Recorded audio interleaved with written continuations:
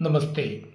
നമ്മുടെ ജീവിതത്തിൽ ദൈനംദിന ജീവിതത്തിൽ ഉണ്ടാവുന്ന സർവ വിഘ്നങ്ങളും മാറുവാൻ ഗണപതി ഭജനം അത്യന്താപേക്ഷിതമാണ്. നിരന്തരം ഗണപതിയെ ഭജിക്കാൻ കഴിഞ്ഞാൽ അത് ഞാൻ നേരത്തെ തന്നെ സൂചിപ്പിച്ചിരുന്നു.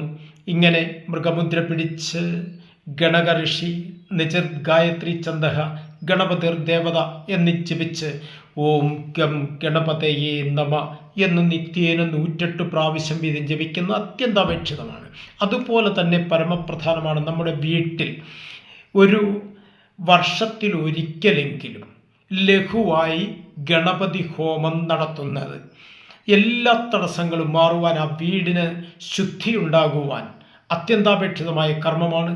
എല്ലാവരും അത് അനുവർത്തിക്കേണ്ടതാണെന്ന് ഓർമ്മിപ്പിക്കുന്നു. നമസ്തേ.